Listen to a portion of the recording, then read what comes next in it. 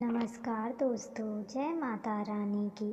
आपके माता पिता, गुरुदेव, भगवान, इष्ट सभी को मेरा कोटि कोटि प्रणाम। तो आइए सुनते हैं धरती माता की कहानी। एक बुढ़िया माई थी, उसके एक बेटा और एक बेटी थी। माँ बहुत ही ज़्यादा गरीब थी, वह मजदूरी करके अपना गुजारा करती थी। धीरे धीरे बच्चे बड़े होने लगे, बेटी शादी के योग्य होने लगी। माँ बूढ़ी हो गई थी। बुढ़िया माँ ने अपने बेटे से कहा, बेटा तेरी बहन बड़ी हो गई है, अतः तुम्हारे जैसा घर वर देख कर ही उसकी शादी करना। ऐसा कहकर बुढ़िया माँ तो कुछ दिनों में ही मर गई। भाई गांव गांव घूमता रहा, लेकिन बहन के योग्य का कोई वर नहीं मिला। वह घूम घूम कर थक गया। बैठे बैठे उसने सोचा कि मैं ही इससे शादी कर लूं। ऐसा सोचकर वो चुनरी और सामान लेकर घर आया।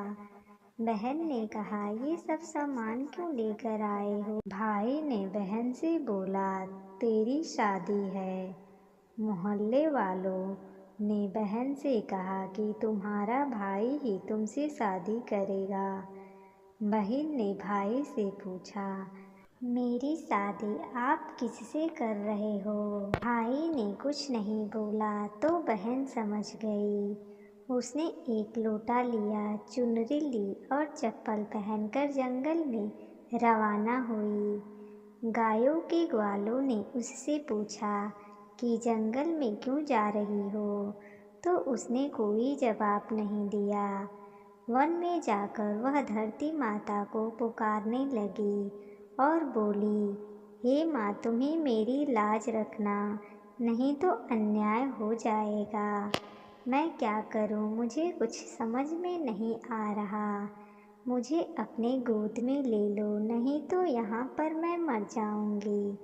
धरती माँ फटी तो बहन ने एक तरफ लोटा और चुनरी और चप्पल रख दिए और वह धरती माता के अंदर जाने लगी। इतने में दौड़ता हुआ भाई वन में आया और ग्वालों से पूछा कि उसकी बहन किस तरफ गई है। ग्वालों ने कहा, तेरी बहन इस तरफ गई है। बहन बहन बोलते हुए दौड़ा तो बहन धरती माता के अंदर समा रही थी। थोड़े बार बाहर दिख रहे थे। उसने बहन की बाल मुट्ठी में पकड़कर रोने लगा।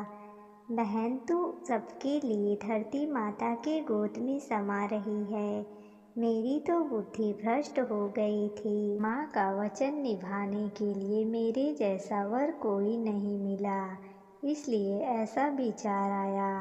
पर धरती माँ ने बेटी का लाज बचाने के लिए अपने गोद में ले लिया। जो बाल बाहर बचे थे वो दूब बन गई, इसलिए उड़ती कहानी सुनती है और लोटा, चुनरी और चप्पल एक लड्डू कुंवारी कन्या को देती है, जिससे धरती माता उससे खुश होती है। बोलो धरती माता की जय।